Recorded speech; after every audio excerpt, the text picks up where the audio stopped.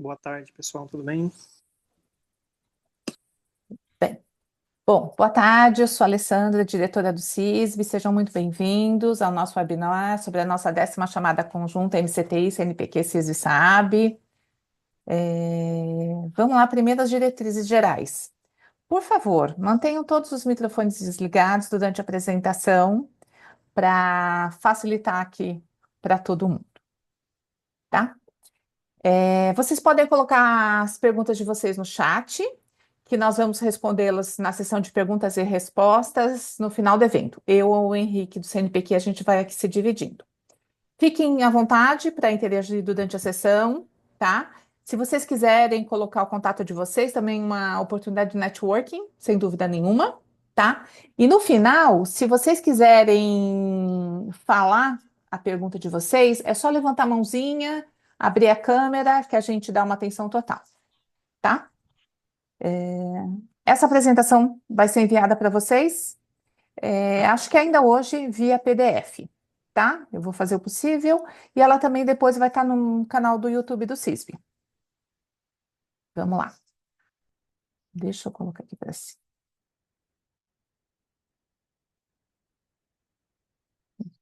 Bom, primeiro vamos falar de uma parceria de sucesso. Programa CNPq CISB SAP. O CISB e o CNPq têm um acordo, um memorando de entendimento assinado lá em 2012, 2011, e debaixo desse memorando de entendimento, a SAAB, nosso associado, nós assinamos um plano de trabalho, tá? Com oferta conjunta de bolsas de pós-graduação. O primeiro fase do acordo foram 100 bolsas dentro lá do Ciências Sem Fronteiras, tá?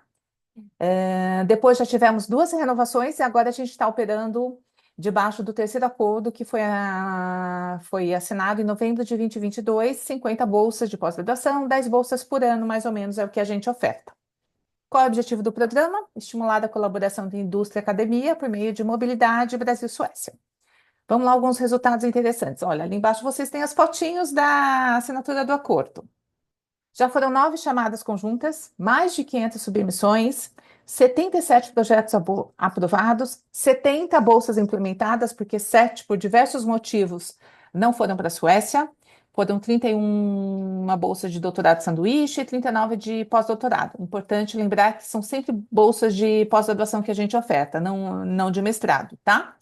Por meio desse programa, nós já conectamos 24 universidades brasileiras e 10 universidades ou institutos de pesquisa da Suécia. Já é um programa bem tradicional, tem um legado muito grande, depois eu vou falar um pouquinho aí sobre os resultados. Bom, qual que é o papel do CISB? Divulgação da chamada, estamos aqui hoje fazendo isso, né? Na nossa rede, nas principais universidades, grupos de pesquisa. A chamada foi lançada oficialmente na última sexta-feira. Muito obrigada, Henrique, pelo trabalho, forte empenho, conseguimos, né? E a gente todo ano faz uma campanha de marketing muito intensa, nossa mídia social, e-mail marketing, website, webinars como o de hoje. Também fazemos mapeamento de grupos de pesquisa, tá? Grupos de pesquisa target, vocês vão ver as áreas da chamada. Todo ano, eu e meu consultor, eu tenho um consultor específico para isso, por meio de inteligência tecnológica, nossa base de dados é a plataforma Carlos Chagas, sem dúvida nenhuma, e a da FAPESP. A gente tem alguns grupos targets que a gente faz um approach especial, no sentido de convidar a participar, né, aplicar algum projeto, ou submeter algum projeto.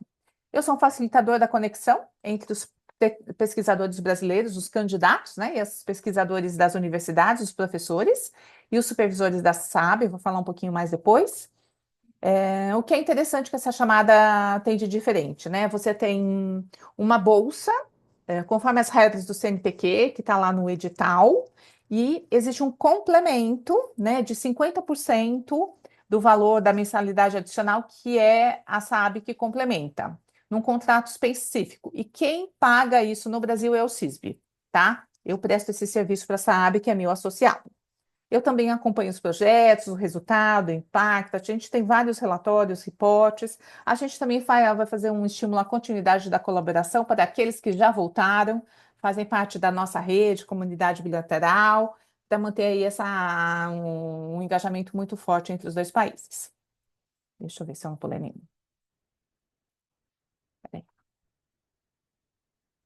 Aqui. Bom, a chamada MCTI CNPq CISI-SAB 47-2024 foi lançada não na última sexta-feira, dia 8 de novembro, uma sexta-feira.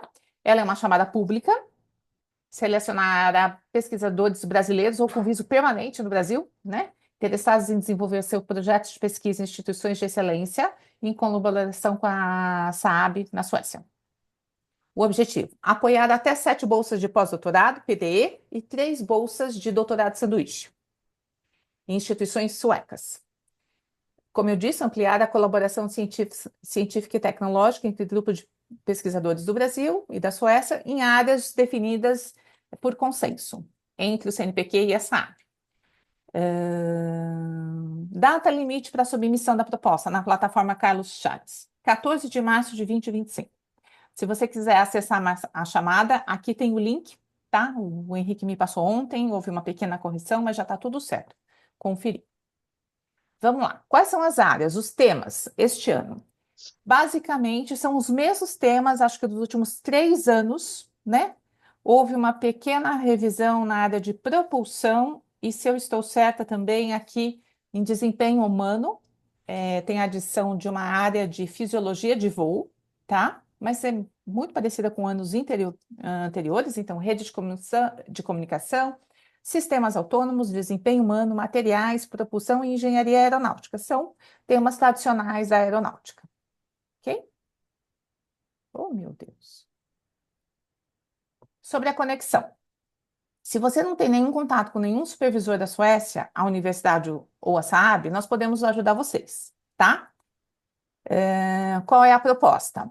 Por favor, nos enviem a versão inicial do projeto para esse canal aqui, o projects.cisb.org.br, contendo as seguintes informações: o título do seu projeto, principal área tecnológica, né, uma das 6, a universidade sueca, caso você tenha, com o seu professor, de repente você já tem um professor, né?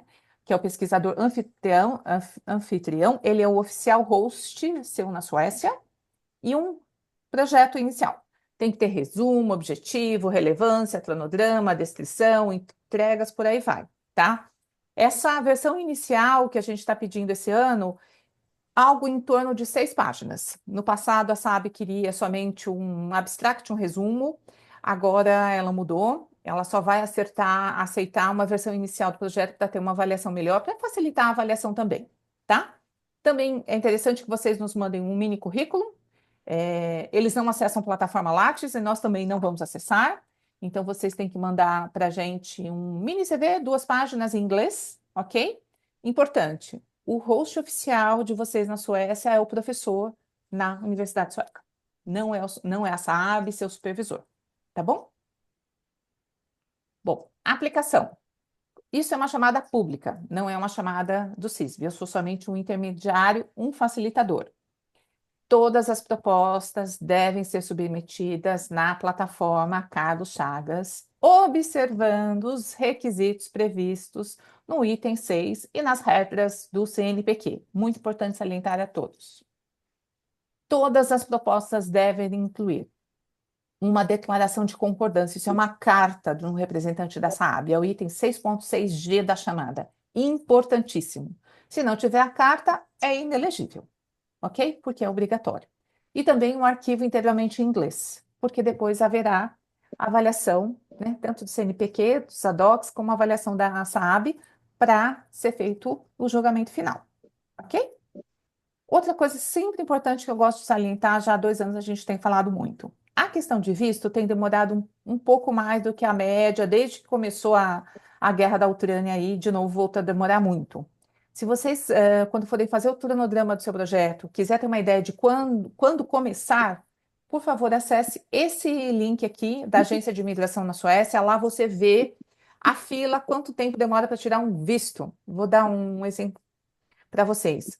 Do pessoal da última chamada, os resultados saíram em julho desse ano, eles só vão conseguir ir janeiro, fevereiro do próximo ano. Nós só tivemos um até agora que nos avisou que saiu visto, mas estão todos em processo, tá bom? Então, uma coisa muito importante é o cronograma. porque a chamada você aplica até março, de repente os resultados de junho e julho estão saindo, você coloca que vai em setembro. Isso não é executável, a gente sabe, mas é bom para o planejamento de vocês, ok? Hen- Henrique, você quer falar alguma coisa sobre a chamada antes de eu colocar os bons exemplos? Quero sim, primeiro, mais uma vez, cumprimentar você, Alessandro, e comentar os colegas. Dizer, primeiro, uma informação importante. A Alessandra falava sobre o, o foco da chamada, né, que é apoiá-los em bolsas de doutorado, sanduíche e de pós-doutorado.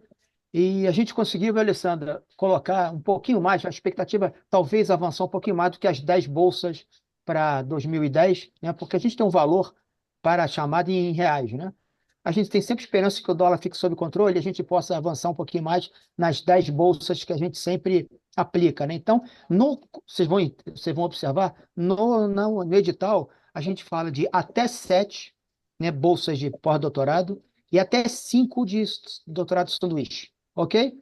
Isso quer dizer o seguinte, né? Eu posso ir a 12 e posso ir a menos de 12, né? Mas a gente espera, né, cumprir a média dos outras chamadas que têm sido essas 10 bolsas. Segunda informação é que esse programa, ele é um programa que ele é muito interessante para o CNPq, né? Vocês sabem como é que o CNPq funciona estruturalmente, né?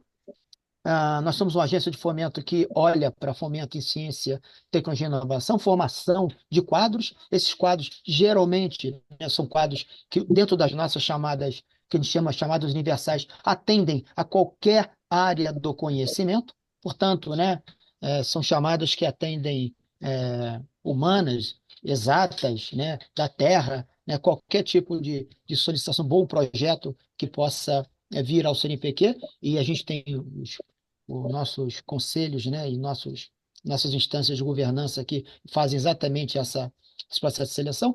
E é muito interessante para a gente esse tipo de programa como esse, né, que a gente tem com o CISB e com a SAAB, porque a gente consegue focar em áreas específicas do conhecimento, a gente consegue focar em resultados concretos, né? A gente associa, né, a academia com a iniciativa privada, com as empresas.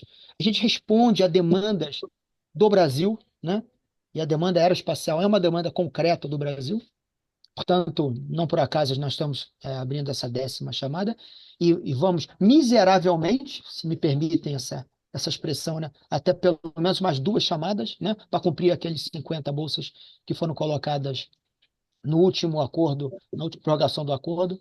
Portanto, é uma iniciativa muito interessante para o CNPq, e eu, particularmente, agora estou falando enquanto servidor, né, em particular, eu acredito que essa é uma forma muito interessante da gente fazer ciência, fomentar a ciência no Brasil. A gente entender gargalos, estabelecer prioridades, estabelecer parcerias e, de alguma forma, atender a demandas que vêm, né, dos diversos setores da sociedade brasileira. Portanto, fazendo essa primeira intervenção, Alessandra, essa é uma iniciativa que nos agrada muito. Eu, particularmente, sou muito entusiasmado com essa iniciativa. E a gente vai começar agora. Começa agora um processo de ampla divulgação dessa 10ª chamada, que, como a Alessandra falou, foi aberto no dia 8, né? A gente vai até março com a chamada aberta, né? E vocês são atores dessa divulgação. Por favor, nos apoiem nisso também, dentro das suas instituições. Julgamento em abril e maio, logo depois do fechamento da chamada em março. Né, os resultados preliminares em junho, resultados é, finais em final de junho, começo de julho. Tanto em julho, a gente tem os resultados dessa 10ª chamada. Inicialmente, isso que eu gostaria de falar, Alessandra. Tá bom, Henrique, muito obrigada. Vamos lá. Agora a gente tem alguns resultados, testemunhos que é legal compartilhar com vocês. Bom, o Carlos Natalino foi da nossa segunda chamada, lá do Universidade do Pará. Acho que ele tem uma coisa bem legal aqui. Ele fez sanduíche, depois voltou para a Suécia, fez um pós-doc na KTH. Atualmente ele é pesquisador da Chalmers, ele mora na Suécia. A Carolina Francisca Angeles foi da quarta chamada, também fez sanduíche, voltou, terminou, depois ela voltou para a Suécia, foi foi cientista sênior na Rise e hoje em dia ela está numa empresa de propriedade intelectual, mas também deixa aqui um testemunho muito legal para vocês. O ano passado, nós fizemos um reporte, uma pesquisa, com pesquisadores que já tinham retornado do programa. Da primeira à quinta chamada, eram 44 pesquisadores, né? Da sexta à sétima estavam lá. Hoje em dia eu tenho pesquisador da oitava e os da nona chamada indo, né? E aí é legal a gente dar alguns casos de sucesso e impacto na vida do pesquisador, da instituição, né, na carreira dele e na relação bilateral, tá? A gente explorou esses pontos aqui. Vamos lá, a nossa mais que famosa professora Emília Velani foi da primeira chamada, foi para Chalmers. Hoje em dia ela é vice-reitora do ITA. Eu sempre falo que a Emília fez pós-doc no lugar certo, na Suécia, foi antes da escolha do Dripping, né? Do caça, da relação aí transbordar muito o Brasil-Suécia, né? Então, ela participa, ela é o ponto de contato da cooperação, Brasil-Suécia, trabalha muito, trabalhamos muito juntas, né? Também coordena a implementação de cátedras de professores suecos no ITA, enfim, muitos efeitos spillovers ali na vida dela, na carreira, e no centro de pesquisa lá que ela coordena. O Renato Machado foi da segunda chamada, no tempo que ele é da Federal Santa Maria. Hoje em dia ele está no ITA, liderando um grande grupo de pesquisa. Ele fala que foi um ponto de virada da carreira dele. Ele acho que ele é um dos que mais conseguiram projetos de continuidade. Ó, ele fala ali, ó, 5 projetos aprovados em relação ao original, né? 4 na Suécia e 4 no Brasil e 1 na Suécia, na área de radar. Aqui tem uma mobilidade muito grande entre o pessoal dele, o pessoal de Santa Maria e a BTH, na Suécia, na área de radares. O professor Danilo, também da Federal da ABC, ele fez pós-doc na Chalmers, foram 9 meses. Depois ele tem uma colaboração muito grande com a Chalmers, com a Linköping, com a Saab, com startup na área de materiais. A gente tem trabalhado muito junto, eu, o professor Danilo e o professor Ragnar da Chalmers, aqui na área de nanocompósitos. Então, ele tem um bom exemplo. Ele sempre fala lá, ele é vice-coordenador de uma unidade em Brapi, que um dos pontos que eles conseguiram obter, né, a certificação para ser unidade Embrapi foi a relação dele internacional com a Chalmers, Linköping, Saab e uma startup, que colheu muitos frutos disso. Outros, mais recentes. O professor Luiz Gonzaga, que hoje em dia é aposentado do ITA, fantástico o trabalho dele, que ele implementou um laboratório Human Factor in Aeronautics Lab, o UMAER, na época que ele esteve na Suécia, ele teve em 2 momentos. Ele fez pós-doc 1 ano, depois ele saiu de licença e voltou à Suécia por mais 1 ano, tá? Aí voltou para o Brasil e terminou a carreira dele no ITA, e hoje em dia ele é diretor do Instituto Senai em Santa Catarina. Ele acabou, o laboratório que ele montou, Brasil-Suécia, acabou sendo integrado no CIVOR, que hoje em dia faz parte de um centro de engenharia da FAPESP, chamado FlyMove, que é um CPE ITA Embraer FAPESP. Ou seja, deixou um grande legado lá no ITA. Quem coordena isso é a professora Emília Velani hoje. A Bruna Palme, hoje em dia ela está na BTH. Ela fez sanduíche pela CAPES, na Suécia. Depois retornou, foi fazer um pós-doc com a gente e ela acabou sendo convidada a ser professora na BTH, tá? Ela está lá, encontrei com ela na minha última ida à Suécia em setembro, está super feliz e também trabalhando muito com o Brasil, com o pessoal do ITA, Federal de Santa Maria, bem legal aí. Ela está bem ativa aí no sentido de estreitar os relacionamentos, as relações Brasil-Suécia na área de competência dela. O professor Fábio, da Unicamp, também outro caso bem legal, da Unicamp não, ele é da UFSCar, ali da unidade de Sorocaba. Aí, aqui ele tem muito resultado de artigo, patente, o projeto dele é em colaboração com a Ericsson, ele trouxe uma rede muito forte aí, expandiu, muito interessante os resultados. Então, são resultados muito diferentes, eu pincelei 6, mas depois vocês têm acesso ao reporte completo lá, que tem umas 30 páginas, tem mais casos lá, casos de sucesso contando, assim, que a gente fala que é o legado do programa. Bom, mais informações. A gente vai ter um hot site da chamada a ser implementado na semana que vem, onde vocês vão poder achar informações, deadline, como aplicar, a chamada, né, é mais fácil do que o CNPq, que a gente acho que a gente sempre facilita dessa maneira. Como eu disse que ó, a chamada está disponível nesse link enorme, tá? A gente colocou uma dúvida aqui, sempre nos perguntam, né, Henrique, qual é o valor da bolsa? Bolsa de pós-doc. A tabela é em SEC, esse é o valor da bolsa que está aqui, bolsa sanduíche, também valor da mensalidade mensal. E se vocês quiserem ter acesso ao programa de mobilidade, está aqui o link no nosso site, no site do CISB. Ele está lá disponível um arquivo em PDF, você pode olhar, ter um pouquinho mais informações do que eles contaram para a gente, tá? Dúvidas ou esclarecimento, tem dois canais, aqui está o canal do CISB e o canal do atendimento do CNPq, tá? O que mais? Vamos ver se eu tenho. Acho que era isso que eu tinha preparado para vocês. E aí, acho que a gente pode passar para dúvidas. Um momentinho só, deixa eu só. Tira aqui, ó. Vamos para a nossa sessão de dúvidas. Vamos ver o que, que tem no chat aqui, né? Deixa eu ver aqui. Boa O, tarde. Alessandra, se me Oi, permite, diga. só mais uma observação, que talvez não tenha ficado claro, né, porque não é um processo usual, né? Essa parceria entre MCT, CNPq, CISB e SAAB, né, que dá a oportunidade do bolsista ir com bolsa do CNPq, como eu disse, de pós-doutorado e sanduíche, mais metade do valor, né, pago pela SAAB para implementar, complementar a bolsa, né? É algo que não é muito trivial para a gente, né? Todo mundo que foi bolsista no exterior, já foi bolsista no exterior, sabe a dificuldade que é a gente sobreviver, né, no exterior com a bolsa CNPq, com bolsa CAPES, né? É uma vidinha bem dura, né? A vidinha bem, né, restrita. E esse programa também tem, né? Esse projeto nosso, conjunto, também tem esse diferencial, né? Que te dá uma condição de ter uma estadia de 6 meses a um ano, ainda melhor, né?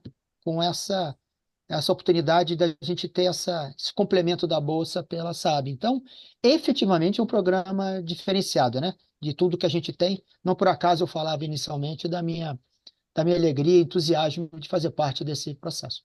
Importante ressaltar isso também e deixar claro que não é trivial o que a gente oferece numa bolsa como essa, dentro do programa do acordo MCTI, CNPq, CISB e SAB. Eu estou vendo um ponto aqui da Luana sobre o link da agente de imigração. Online eu não consigo rever isso, tá, Luana? Mas eu vou buscar, atualizar e atualizo na apresentação quando eu mandar para vocês, ok?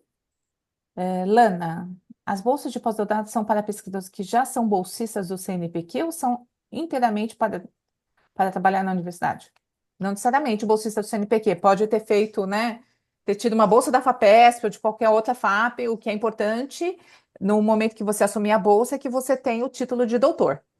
Essa é a resposta. Já houve muitos casos de aplicarem e nem ter o título de doutorado ainda, porque o processo é muito longo, há casos sim, né, durante a submissão, mas você tem que ter o título de doutorado, não importa qual é a bolsa, ou se você não teve bolsa de repente, né? Pode ser o caso, tá?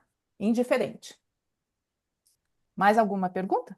Portanto, Alessandra, reiterando isso, você pode ser bolsista ou não do CNPq CAPES, ok?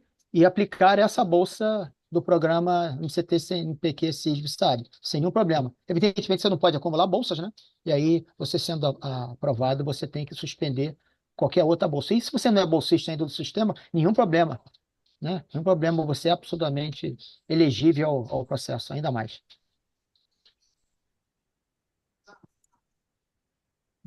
Existe uma limitação de idade, Henrique? Essa pergunta é sua. Olha, não existe formalmente limitação de idade, né? A gente não tem isso, né? Evidentemente, né, que por uma bolsa de, né, e isso agora é uma opinião minha, tá? É uma diretriz minha, né? A gente tem uma escassez ainda de recursos em relação a tudo que a gente gostaria de ter disponível para o sistema. E aí, evidentemente, né, na hora de você colocar na balança, né, um empate, uma aprovação, né, avaliar projetos similares, né, um projeto de uma pessoa sexagenária teria um outro peso em relação ao projeto de alguém um pouquinho mais novo, por razões óbvias, né? Você vai retornar ao sistema, né, pouco tempo se você tem 60 anos e vai fazer um pós-doc no exterior, né? Algo que não é verdade para quem tem 40, 45 anos, né? Um pouquinho menos, um pouquinho mais, né? Portanto, essa é uma posição minha, né, pessoal, né? Mas não tem nenhum limite de idade, não. Eu acho que tem uma pergunta do outro lado, né, da Lana, né? Que ela pergunta: idade ou tempo após a defesa de doutorado? Seria uma dúvida. Não, também não tem, né? Eu acho que, de novo, a gente volta no ponto chamado experiência. Acho que tem muito que olhar os critérios de avaliação, Lana, né? Que a gente sabe que os ad-hocs são bem rigorosos com relação a isso, né? O seu projeto, que você aplica, a experiência, a sua produção científica, isso é muito verificado, é um dos critérios, né? Esse é o ponto. Questão de excelência, né, É. Alessandra? E excelência mesmo. O que que você produziu, né, após o seu doutorado, né? O que que você vem produzindo na academia ou na iniciativa privada ou na empresa, né? O que você vem produzindo. E, evidentemente, o processo é um processo que, quando você tem essa avaliação que parte também, né, do lado sueco para uma empresa, evidentemente que você tem que entender que, né, o seu currículo, vitae, portanto, a sua experiência, tanto a sua contribuição, ela precisa ter um pé importante, né, na empresa também, né, do que isso pode resultar em negócios, né, por uma empresa como a Saab, que está colocando um quantitativo importante de recursos dentro do sistema. Por isso que eu falo, é um programa muito diferente do que a gente trabalha de forma crassa dentro do CNPq, né? São as nossas chamadas universais de atendimento às diversas modalidades de bolsas do CNPq.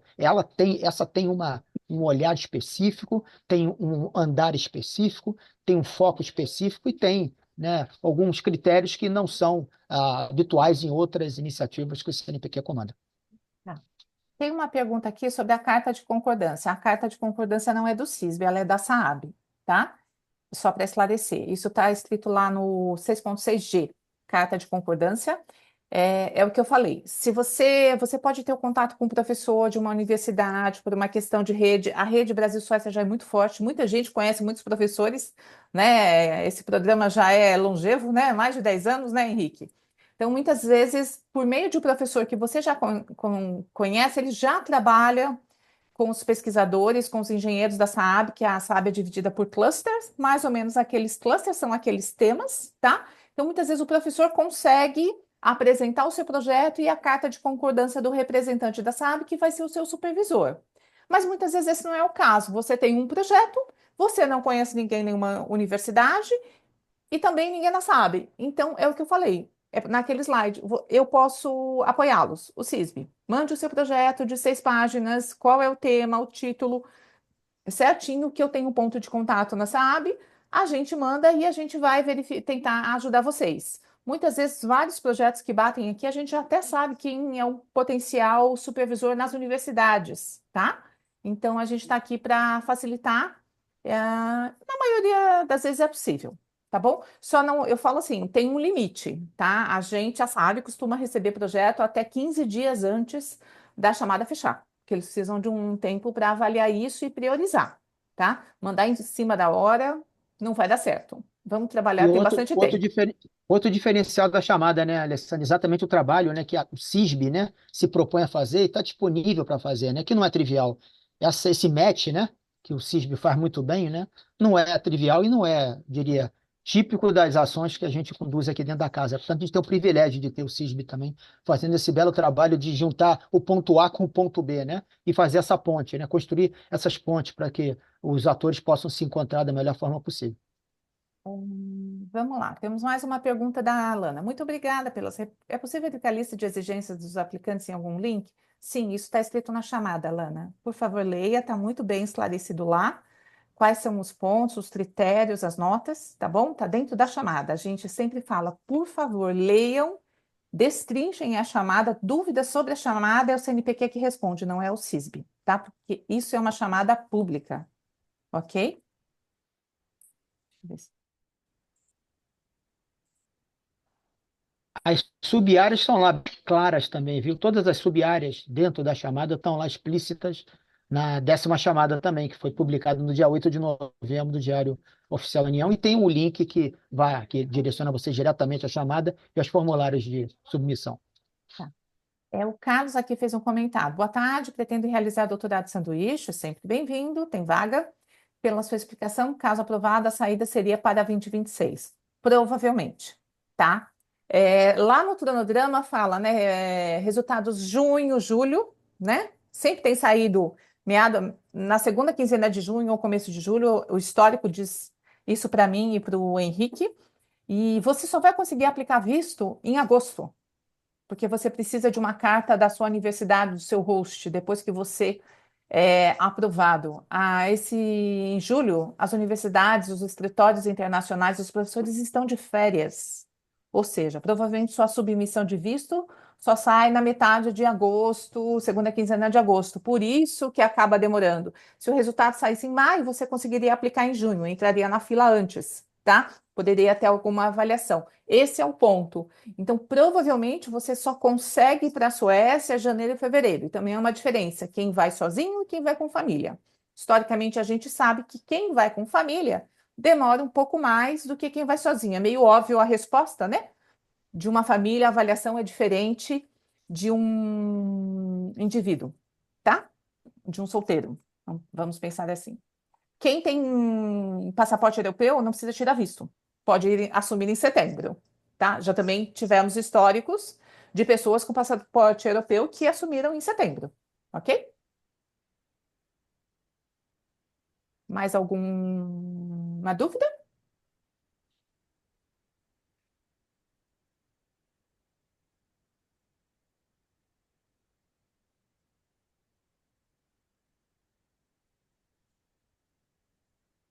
Não? Henrique, gostaria de falar alguma coisa? Se eles não têm Só mais para dúvidas? Só para finalizar, dizendo o seguinte: primeiro, a satisfação estar nesse evento, de satisfação, Alessandra, você está conduzindo isso, né? De novo, né? Essa é uma iniciativa que a gente pretende replicar em outros programas do CNPq, que a gente possa ter esse contato direto com os bolsistas em potencial, que a gente possa ter esse contato mais direto, né? Porque é muito difícil esse contato do bolsista no nossas grandes chamadas, os técnicos que conduzem essas chamadas do CNPq, essa é uma iniciativa ótima da gente se conhecer, da gente abrir esses canais de comunicação, da gente interagir, né? Nós vamos estar sempre à disposição de vocês para isso. Então, outro diferencial dessa iniciativa conjunta.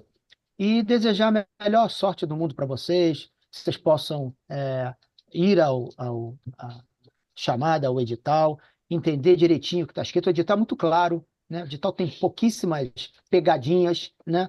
Não vejo nada que seja complexo nesse edital. Está tudo muito claro lá quais são os critérios até, quais são as sub-áreas, né? O formulário do CNPq é um formulário que todo mundo já conhece, é um formulário padrão da plataforma Carlos Chagas, né? E acompanhe as informações, nos ajudem a divulgar. A Sandra, ela vai juntando esses atores, né, em processos, né, que vão culminar com a seleção que a gente vai fazer em abril. Então, a gente acaba virando uma grande família, né, e que acaba se apoiando desde a gênese até o momento da aprovação, né, dos bolsistas, né. A gente passa a ter uma rede muito importante, né, que é muito solidária, né. O outro diferencial do programa também em relação a outras iniciativas corriqueiras aqui do CNPq. Portanto, Alessandro, mais uma vez, dizer da alegria de estar com vocês, alegria de estar com essa 10ª chamada aberta, da satisfação de ter 20 pessoas, 21 pessoas aqui nessa primeira webinar, né, e nos colocar à disposição para o que vem pela frente, né, e desejar a melhor sorte do mundo para todos e todas. Obrigada. Ó, Ademir, isso mesmo. Você vai ver o contato lá, você pode mandar a sua versão inicial do projeto, faremos o possível para te ajudar, ok? Quanto antes, melhor. Mandar, melhor para você, eu diria. A Alana aqui, juntamente aos e-mails, após o encerramento, acredito que o restante serão estabelecidos lá. Ok? Isso mesmo. E depois, gente, a chamada foi aberta recentemente, nós vamos fazer outros webinars. Esse é só o primeiro, tá? Que faz parte do nosso Annual Meet, nós lançamos essa chamada e mais duas, tá? A gente está numa campanha aí de divulgação de bastante iniciativas por causa da Semana da Suécia Brasil de Inovação, que foi a semana passada, e agora é nosso Annual Meeting. Então, a gente junta aqui várias iniciativas para chamar mais a atenção da rede também no Brasil, ok? Então, Então, queria agradecer a todos, muito obrigada aí pela presença, fique atento, sigam o CISB no LinkedIn, a gente sempre divulga chamadas interessantes de colaboração, né, para facilitar projetos Brasil-Suécia, não só CNPq, CISB, SAAB, tem Stint com CAPES, tem Vinova com FINEP, Vinova com FAPESP, por aí vai, acho muito interessante, a gente está sempre divulgando por lá, mandando e-mail marketing, acho muito legal vocês nos acompanharem, tá? Muito obrigada, uma boa tarde a todos e vocês já têm o contato do CISO em caso de qualquer dúvida, tá? Boa sorte a todos. Um abraço e eu encerro aqui o nosso webinar, tá? Até logo. Tchau, Henrique. Tchau, tchau, obrigado. Então, gente, boa tarde. Tchau, Alessandra. Tchau, Parabéns pela tchau, tudo de iniciativa. bom. Tchau.